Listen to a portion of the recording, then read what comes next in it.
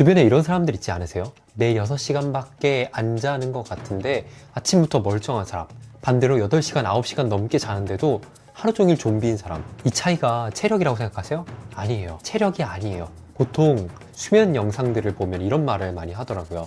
8시간씩 자세요, 일찍 자세요, 뭐 카페인을 줄이세요. 다 맞는 말이죠. 근데 저도 그거 다 알고 있었거든요. 알면서도 매일이 너무 피곤했어요. 잠에 대해서 제가 당연하다고 생각하고 믿고 있던 것들이 사실은 그게 전부 다 반대였거든요. 솔직히 저는 쓰러진 적이 한 번 있었어요. 예전에는 새벽 6시에 시작하는 일을 했었는데 잠을 줄여가면서 좀 버텼거든요. 열심히 살고 있다고 생각을 많이 했었어요. 근데 어느 날 몸이 멈추더라고요. 쓰러지고 나서 이제 심리상담까지 받았는데 그때 선생님이 이렇게 말씀하시더라고요. 교감신경이 과항진 상태입니다. 부교감신경을 살려야 돼요. 그러니까 저는 스스로를 너무 압박하고 있어요. 그때 처음 알았어요. 꽉 조이는 것만이 꼭 답은 아니구나. 제가 독서실 알바를 하던 시기가 있었는데 일이 끝나는 게 새벽 2시였어요. 그래서 일이 끝나고 집에 오면은 2시 반에서 3시 정도. 근데 그런 날은 이상하게 자기가 너무 싫은 거예요. 아침 일찍 또 나가야 되는데 뭔가 그렇게 저녁에 하다 보니까 이 시간만큼이 또 나에게 쓰고 싶은 거예요. 새벽 5시까지도 버틴 적이 좀 있었거든요. 보상 심리가 좀 올라왔던 거죠. 그리고 다음날 당연히 좀비였고 커피 없으면 버티지도 못하고, 근데 또 카페인을 그렇게 과하게 먹다 보니까 두통이 너무 세게 오더라고요. 근데 그게 나중에 병원 가서야 알았어요. 카페인 때문에도 머리가 아플 수 있구나. 근데 이게 제 체력 문제가 아니었어요. 잠에 대해서 제가 믿고 있던 것들, 그게 전부 다 환상이었던 거예요. 그때부터 잠을 왜 자야 하는지 다시 파보기 시작했고, 환상들을 하나씩 깨고 나니까 같은 시간을 자도 아침이 완전히 달라지더라고요. 그래서 오늘 영상에는 그 환상 5가지를 얘기할 건데요. 이걸 깨고 나면은 매일 피곤했던 게 내 체력 탓이 아니라는 거를 알게 되실 거예요. 첫 번째입니다. 잠을 깨고 일어나야 된다. 아침에 알람이 울리면 어떻게 해요? 일단 한번 끄고 민기적 거리다가 조금만 더 하다가 겨우 일어나잖아요. 그리고 이런 생각 해본 적 없으세요? 딱 개운하게 눈이 떠지는 아침이 오면 좋겠다. 근데 오늘은 또 아니네. 언젠가 좀 오면 참 좋겠다. 근데 그런 아침이 올까요? 안 옵니다. 아무리 일찍 자도, 아무리 많이 자도 그런 아침은 오지 않더라고요. 저도 예전에는 알람을 한 5개씩 맞춰놓던 시절이 있었어요. 5분 간격으로 하나 울리면 끄고 또 울리면 끄고 결국에는 마지막 알람에 겨우 일어나는 거죠. 근데 이 알람을 설정할 때는 절대 5번째 듣는 게 아니라 한두 번 내에 일어난다 라고 생각을 했지만, 하나 울리면 끄고 또 울리면 끄고 결국 마지막에 알람에 겨우 일어나게 되는 거죠. 그러면서 속으로 생각했어요. 조금만 더 자면 개운해질 것 같은데. 근데 5분을 자도 그 이후로 10분을 자도 더 개운한 적은 없더라고요. 오히려 그만큼 더 늦게 일어나면은 멍하고 하루의 리듬이 또 밀리고 지각하고, 그런 답답함에 제가 최고의 수면법이라는 책을 봤어요. 거기서 이러더라고요. 잠을 깨고 일어나는 게 아니라 일어나서 잠을 깨는 거다. 뭐지? 처음에 이게 무슨 소린가 싶었거든요. 왜냐면은 우리는 보통 생각하는 게 잠을 깨고 일어난다가 맞잖아요. 근데 이 책에서는 반대로 얘기를 하는 거예요. 일어나고 잠을 깨라. 근데 또 생각을 해보니까 이게 맞는 거예요. 왜냐면 우리가 기다리고 있던 거는 개운하게 눈이 떠지는 아침인데, 근데 그건 순서가 사실상 반대였던 거예요. 그러니까 이게 너무나 어려웠던 거죠. 안 되는 걸 자꾸 되려고 하니까 어쩌다가 될 수는 있죠. 그래서 일단 일어나고 나서 몸을 깨워야 개운해지는 거지, 개운해질 때까지 누워서 기다리면 영원히 안 오는 거예요. 저는 아침을 그래서 2단계로 나눠봤습니다. 첫 번째는 일단은 잠에서 깨는 겁니다. 핵심은 보니까 체온을 올리는 거더라고요. 몸에 자극을 주고, 그래서 자는 동안 우리 몸에 체온이 낮아져 있거든요. 이 상태로 억지로 뭔가를 하려고 해봤자 계속 멍하고 힘든 거예요. 주의할 거는 이때 너무 뜨거우면 안 돼요. 뜨거운 물로 샤워하면은 기분은 당장 좋고 몸이 깨질 수 있는데, 이 몸이 항상성이라는 게 있잖아요. 그 올라간 체온이 다시 떨어뜨리거든요. 그러면 오히려 좀 나른해집니다. 그래서 저는 일어나면서 일단 세면대까지 걸어가서 몸을 움직이고 제일 먼저 하는 건 양치입니다. 이게 저한테는 제일 확실하더라고요.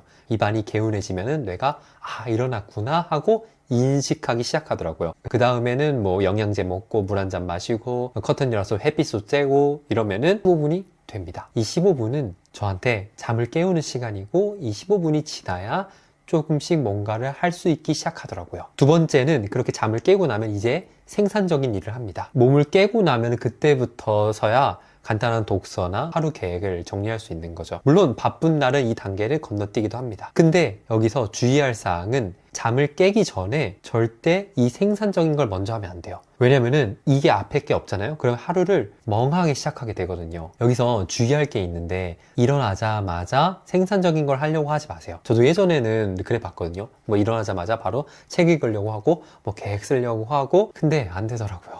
각성이 안 된 상태에서 책을 보면은 그냥 졸려요. 그래서 첫 번째는 깨우기가 먼저, 두 번째는 생산성이 그 다음입니다. 그리고 하나 더 있는데, 혹시 매일 아침 시끄러운 알람 소리에 스트레스 받으셨던 분 있으면은 이걸 한번 해보세요. 이게 뭐냐면은 2단계 알람법이라고 하는 건데요. 원리는 간단합니다. 일단 일어나고 싶은 시간 10분에서 20분 전에 먼저 잔잔한 음악을 틀어놓는 거예요. 그러면 의식이 먼저 살짝 올라옵니다. 그 다음에 내가 진짜로 일어나야 되는 시간에 좀 더 볼륨 있는 알람이 나오게 하는 거예요. 그러면은 이게 갑자기 깨서 좀 짜증나는 아침을 맞이하는 게 아니라 서서히 올라오니까 일어나기가 훨씬 더 편해지더라고요. 저 같은 경우에는 이거를 화장실에다가 구글 홈을 설치해 놨거든요. 시간이 되면 저절로 재즈가 나와요. 이게 되게 좋더라고요. 그래서 일단 시끄럽지 않게 잔잔하게 나오니까 스트레스가 없고, 화장실에서 나오는 음악이라서 만약에 이걸 끄고 싶어도 화장실에 가야 되거든요. 자연스럽게 일어나게 되는 거예요. 그래서 이 알람이 점점 잡히고 나면은 되게 괜찮은 아침을 맞이할 거예요. 처음에 이게 마주했을 때는 이거 진짜 괜찮다, 이게 잘 잔 거구나 좀 싶더라고요. 그래서 시끄러운 알람에 맨날 기분 나쁘게 깨신다면은 한번 이 방법도 추천드립니다. 이제 두 번째 환상, 8시간씩 꼭 자야 된다. 혹시 8시간 못 잤다는 생각만으로 불안한 적은 없으세요? 저는 그런 적이 있거든요. 8시간을 자야 된다. 뭐 자기 개발해서 그러니까. 그래서 어젯밤 6시간밖에 못 잤는데 그러면은 오늘 괜찮을까 이런 생각이, 이런 불안감이 막 올라오더라고요.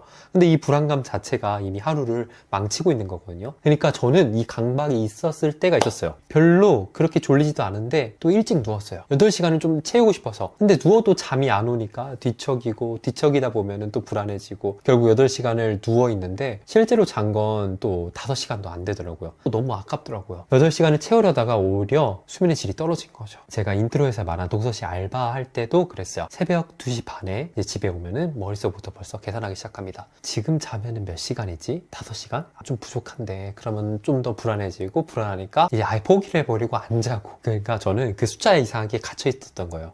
근데 사실 8시간이라는 숫자는 평균이지 정답이 아니거든요. 6시간이 충분한 사람도 있고 9시간이 필요한 사람도 있어요. 사람마다 이 적정 수면이라는 게 다 달라요.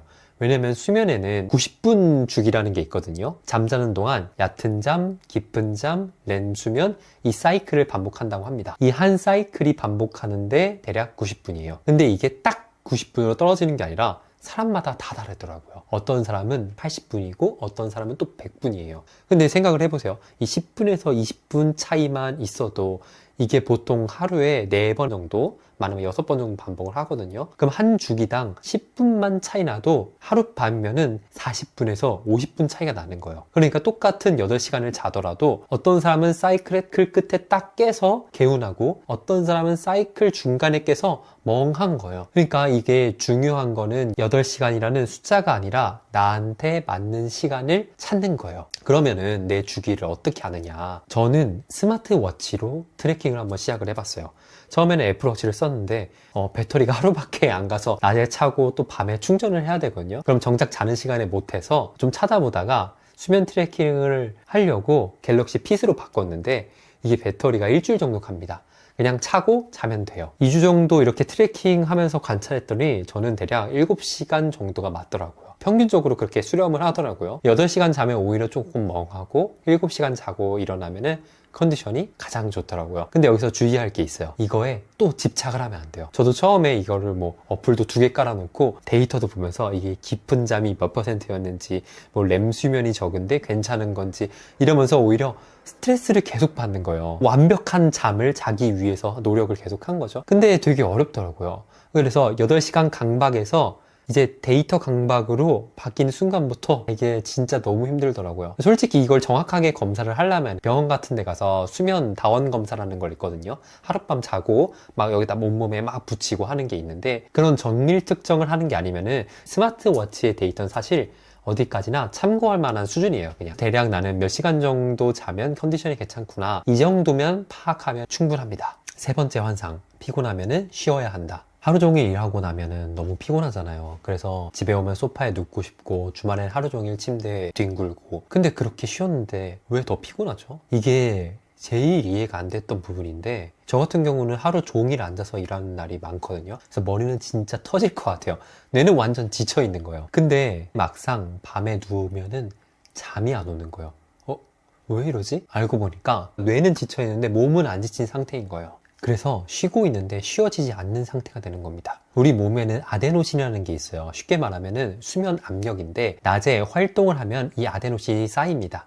이게 충분히 쌓여야 밤에 자연스럽게 졸리고 깊은 잠을 잘 수 있거든요. 근데 하루 종일 앉아만 있으면 이게 충분히 안 쌓인다고 합니다. 그러니까 밤에 누워도 몸이 잘 준비가 잘 안 된 거예요. 거기다 오래 앉아 있으면 어때요? 혈액순환도 좀 떨어지고 근육이랑 뇌로 가는 산소도 좀 줄어들어요. 그래서 멍하고 진 빠진 느낌이 드는 건데, 오히려 반대였어요. 가만히 있으면은 더 피곤해집니다. 근데 이 말을 들으면은 이런 생각이 들잖아요. 아니, 퇴근하고 운동할 에너지가 어딨어? 그럴 체력이 없죠. 근데 그렇게 안 해야 됩니다. 그냥 10분에서 15분이면은 충분합니다. 점심 먹고 10분 정도 산책. 물론 30분 정도면은 가장 좋긴 합니다. 그래서 오후에 자리에 일어나서 스트레칭 한번 하고 좀 돌아다니고, 저 같은 경우는 출퇴근을 자차로 하거든요. 예전에 지하철로 다닐 때는 자연스럽게 좀 많이 걸었는데, 차 타고 나니까 진짜 하루 종일 안 걷더라고요. 그래서 일상에서 의식적으로 움직이려고 일단 하는 편입니다. 웬만하면은 계단이 있으면은 걸어 다니고, 일하다가 1시간에 한 번씩은 일어나가지고 잠깐 밖에 나갔다 오고,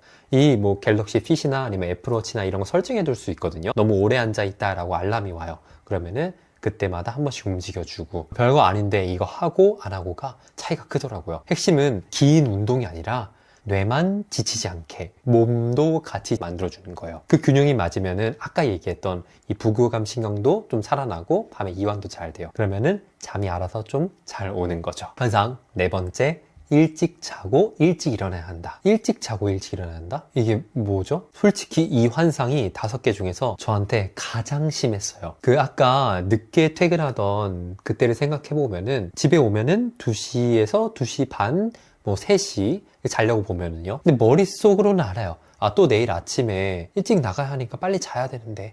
근데 이상하게 자기가 너무 싫은 거예요. 왜냐면 하루 종일 일했잖아요. 이 시간만큼은 나한테 쓰고 싶은 거예요. 유튜브도 보고. 그래서 아무것도 안 하면서 그냥 멍 때리기도 했었거든요. 보상심리가 올라왔던 거죠. 그렇게 새벽 3시가 되고 4시가 되고, 한 번은 5시까지 앉은 적도 있는데, 그 다음날은 쉬는 날이니까 좀 가능했던 것 같아요.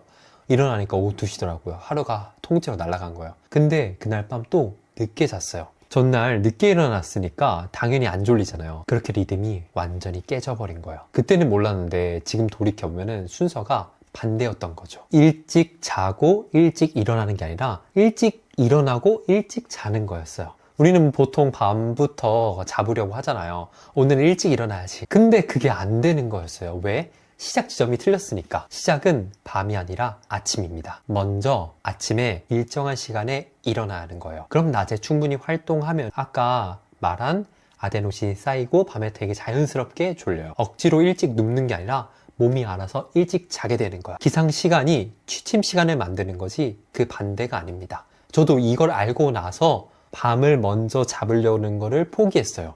왜? 생각을 해보면은 늦게 일어난다. 그 전날 늦게 잤기 때문이다. 이게 인과관계잖아요. 그러니까 일찍 자면은 일찍 일어난다. 이렇게만 생각을 했던 거죠. 근데 그게 아니라 일찍 일어나야 일찍 잘 수 있었던 겁니다. 솔직히 처음에는 너무 힘들었어요. 왜냐면은 이렇게 하다 보니까 4시간밖에 못 잔 날도 있었거든요. 근데 그래도 일어났습니다. 그렇게 며칠 버티니까 신기하게도 밤에 눕자마자 졸린 날들이 많아지기 시작했어요. 보상심리도 많이 줄었습니다. 왜냐면은 아침에 일어나서 잠 깨기 루틴을 하고 그 시간이 나만의 시간이 되니까 밤에 억지로 뭐 보상을 찾아갈 필요가 없어진 거예요. 나를 위한 시간이 밤이 아니라 아침으로 옮겨지는 거죠, 점점. 그리고 만약에 누웠는데 20분 이상 지나도 졸린 기미가 없잖아요. 그러면은 억지로는 자지 마세요. 저도 지금도 그렇습니다. 안 졸리면은 그냥 나와요.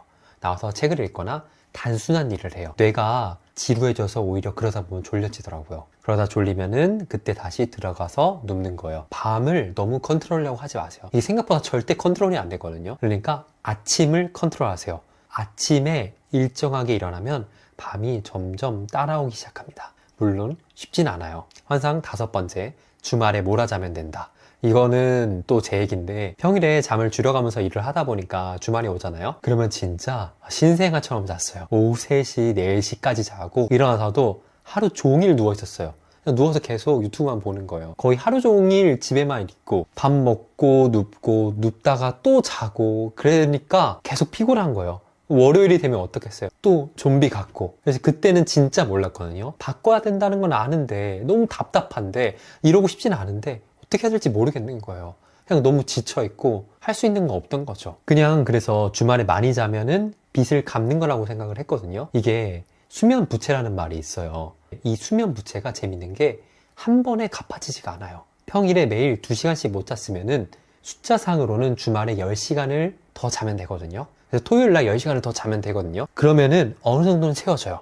근데 이게 계속되잖아요. 그러면 계속 리듬이 깨집니다. 아까 이야기한 것처럼 우리 몸에는 항상성이 있기 때문에 일정한 리듬으로 돌아가려고 하거든요. 근데 그 기준선이 이 오후가 되면은 또 오후에 계속 일어나게 되는 거예요. 평일에 7시에 일어나다가 뭐 토요일 오후 3시에 일어나면은 몸 입장에서는 시차가 8시간이 난 거예요. 미국 갔다 온 수준이잖아요. 이거는 해외여행을 안 갔는데 시차 적응을 또 해야 되는 거죠. 그러니까 월요일이 힘든 게 너무나 당연한 거예요. 이게 수면 부채가 점점 이자가 세진다고 생각을 하면 좋을 것 같아요. 평일에 매일 1시간씩 덜 자면, 이론상으로는 주말에 5시간 자면 딱 충분해요. 근데 이게 쌓이면은 5시간 몰아다니는 게 쌓이면은 회복이 점점 안 되고 더 자야 되고 자도 피곤하고 부채가 커질수록 갚기 더 힘들어집니다. 저도 지금은 주말에 몰아자기는 잘 안 합니다. 그냥 평일에 아까 말한 것처럼 최대한 좀 더 빨리 자고, 그게 아니라면 어쩔 수 없이 조금 몰아자는 거죠. 그래서 이렇게 하다 보니까 하루가 길어진 좀 느낌이 점점 들어요. 몰아잤을 때는 일어나면은 오후가 거의 다가 있고 하루가 날아간 것 같았었는데, 지금은 주말이 깁니다. 더 좀 맛있게 쉰 거죠. 그러면 평일에 부족한 잠은 어떻게 하느냐? 몰아서 갚으려고 하지 말고 평일에 조금씩 미리 관리하는 거예요. 이전에 말한 것처럼 낮에 몸을 좀 지치게 해서 빨리 잠드는 거. 좀 부족한 잠은 일찍 자는 게 가장 좋은 것 같아요. 그리고 아침에는 일정하게 일어나는 거. 이 2가지만 해도 평일에 수면 부채가 계속 줄어들 겁니다. 근데 오해하면 안 되는 게, 몰아자는 게 안 자는 것보다 당연히 낫습니다. 어쩔 수 없는 상황이면은 몰아자세요. 왜냐면은 저도 그 상황이 완벽하게 만들어지지 않으니까 주말에는 뭐 1-2시간 더 자는 게 너무나 당연할 때가 많습니다. 주말에 1-2시간 더 자기도 합니다. 결국 다시 돌아오는 얘기인데, 핵심은 항상성 리듬입니다. 평일이든 주말이든 좀 크게 흔들리지 않게, 그게 제일 맛있게 쉬는 방법이더라고요. 정리해 보겠습니다. 잠을 깨고 일어나야 된다. 8시간 꼭 자야 된다. 일찍 자고 일찍 일어나야 한다. 주말에 몰아서 자면 된다. 이런 거 전부 다 환상이었습니다. 근데 이 5가지의 환상을 알고 나니까 뭐가 남느냐? 별거 없어요. 그냥 잘못된 믿음을 빼는 거예요. 특별한 뭔가를 더 하는 게 아니라 틀린 거를 안 하는 거. 그러면은 똑같은 시간을 자더라도 아침이 점점 달라질 겁니다.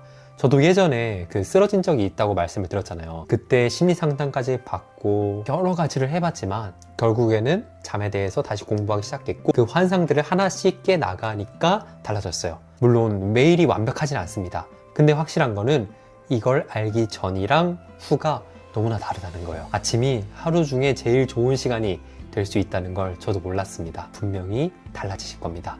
오늘 밤에는 딱 하나만 한번 이 환상을 깨보고 시도해 보시는 건 어떨까요? 5개 다 안 해도 됩니다. 하나만. 그러면은 내일 아침이 좀 다를 수도 있을 것 같습니다. 그러면은 다음 영상에는 더 맛있게 사는 방법을 가져올게요. 오늘은 여기까지.